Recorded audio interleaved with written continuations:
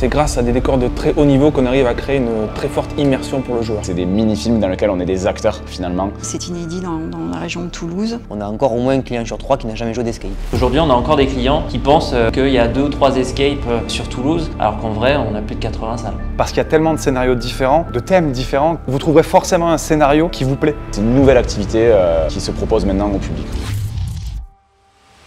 L'escape, c'est une expérience qui se joue à plusieurs pendant 1 heure. C'est un moment de réflexion, de défi et de partage. On va proposer une expérience de jeu à une équipe de joueurs qui vont être enfermés dans une salle, dans un décor thématique. C'est un jeu d'évasion, les gens ont un temps imparti. Ils vont devoir résoudre des énigmes. C'est un travail d'équipe, donc vraiment l'important, c'est de jouer ensemble pour accomplir la mission. Pour réaliser évidemment une mission catastrophe en général. On ne va pas vous le cacher, il faut quand même sauver l'humanité en général, ou se sauver soi-même. Je prends l'escape game comme un scénario de cinéma qu'on vit soi-même en fait. On passe 1 heure à vivre sa propre aventure. C'est des mini-films dans lesquels on est des acteurs finalement.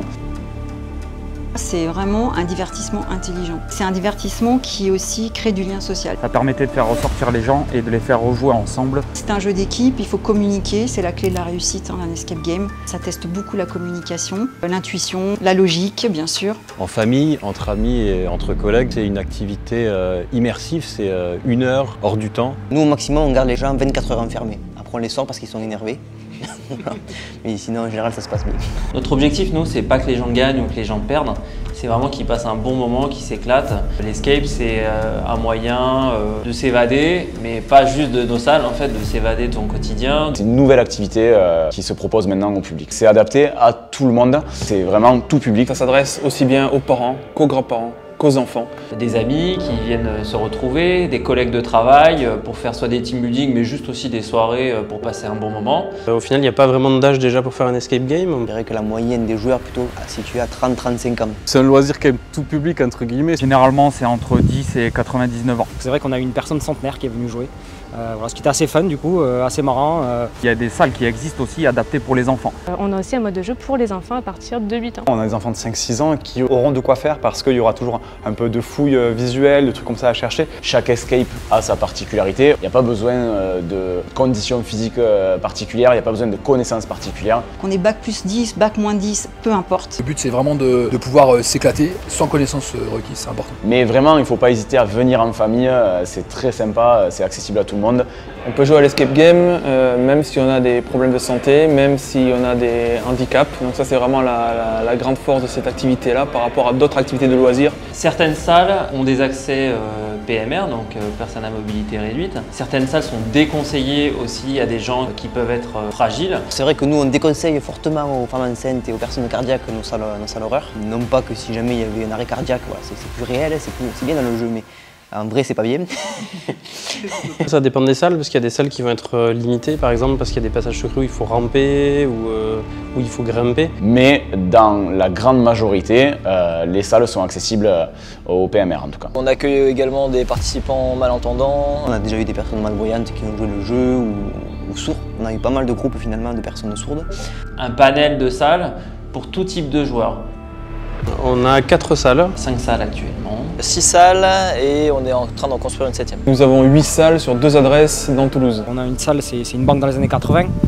Difficile de trouver ça aujourd'hui quand même. Il y a un thème sur l'espace qui s'appelle Mission Astérion. Un univers sur l'alchimie. Avec 2 jeux, Bloc E en prison et Le Boucher, un thème psychopathe, voilà, horreur. Un thème plutôt sur les Indiens d'Amérique. Un double univers en fait sur la mafia et le cinéma. On a une 3e salle, Wanted, un western. 2 ans après, Le Clown, notre dernière salle, sur un thème un peu épouvante mais aussi familial. Dès qu'on passe le parking, en fait, on est dans le thème, on est dans la demeure du parrain. On a des salles en réalité virtuelle, on a 3 aventures, on travaille avec Ubisoft. L'Urban Game, c'est un mélange d'escape game et de jeux de piste dans les rues de Toulouse pour découvrir Toulouse de manière différente. Chacun de nos scénarios, c'est un quartier différent de Toulouse. L'aventure sensorielle qui décline donc le concept d'escape game de façon différente, qui fait 100 mètres carrés, 5 salles et 6 thématiques. C'est inédit dans la région de Toulouse. On a des thèmes qui correspondent à des époques, à des périodes. Vous trouverez forcément un scénario qui vous plaît parce qu'il y a tellement de scénarios différents, de thèmes différents. Il y a 80 salles à Toulouse, il y en a forcément une pour vous, c'est certain.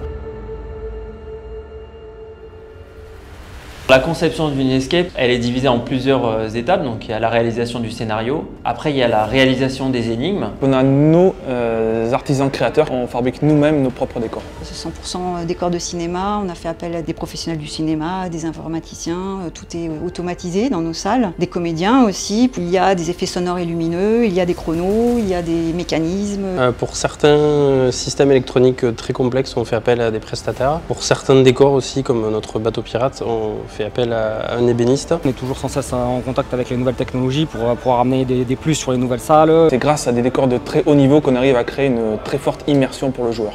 On essaie de mettre le paquet niveau décor, 1 an à 2 ans de moyenne de création par jeu. De A à Z, nous on compte à peu près 9 mois, du début de l'idée jusqu'aux réservations par les joueurs. Mine de rien, derrière un escape game, c'est beaucoup de travail, c'est des fois des années pour faire sortir de terre une salle ou une enseigne. On s'est aussi rendu compte que le concept était très méconnu, beaucoup d'a priori sur ce jeu. On a encore au moins un client sur 3 qui n'a jamais joué d'escape.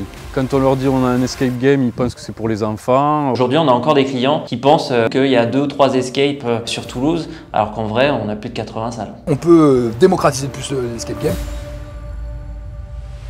L'escape club, ça permet en fait de prendre connaissance de toute l'offre des escapes sur Toulouse. Un site web qui recense du coup les enseignes et les salles de Toulouse et des alentours. On va pouvoir rechercher les escapes soit par localisation, soit par thématique, soit par enseigne. Qui puissent faire la salle, le thème qui les intéresse. Un western par exemple, ils vont trouver une escape pour faire un western. S'il y en a qui veulent faire un labo scientifique, une maison hantée, ils vont trouver. Pour qu'ils se repèrent un peu dans la fameuse jungle des escapes de Toulouse. Ça leur renvoie sur le site web de l'enseigne, effectivement, et c'est à ce moment-là qui peut réserver. Quand vous avez joué une salle, vous ne pouvez pas la rejouer. Donc c'est intéressant aussi d'inciter nos joueurs à faire d'autres escapes en fait. Il y en a beaucoup.